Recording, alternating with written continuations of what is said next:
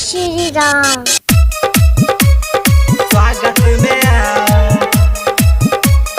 स्वागत में आओ। जय श्री राम। जय श्री राम गुण गाओ, रघुबर के स्वागत में आओ। स्वागत में आओ, जय श्री राम।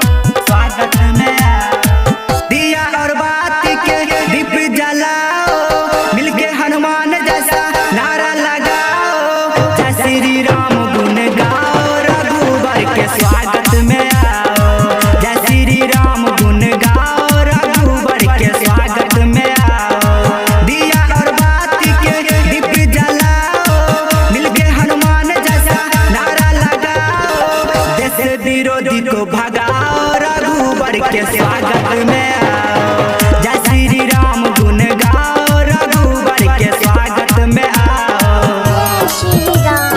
स्वागत में आओ, स्वागत में आओ।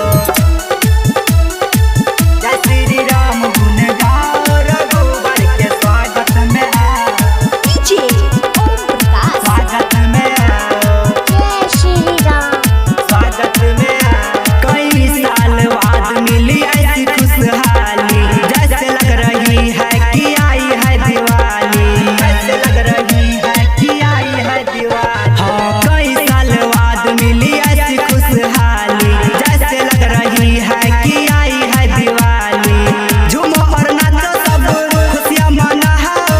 आओ जी आओ सब, नारा लगाओ। भगवा का झंडा लहराओ, रघुबर के स्वागत में आओ। जय श्री राम गुण गाओ, रघुबर के स्वागत में आओ। जय श्री राम।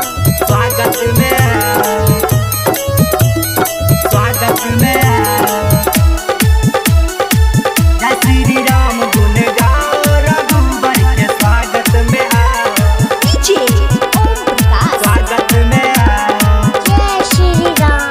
स्वागत में आओ। सजने लगे हैं अयोध्या के राम जी, बिगड़ी बना देंगे सबके ये काम जी। बिगड़ी बना देंगे सबके ये काम। हाँ, सजने लगे हैं अयोध्या के राम जी, बिगड़ी बना देंगे सबके ये काम जी।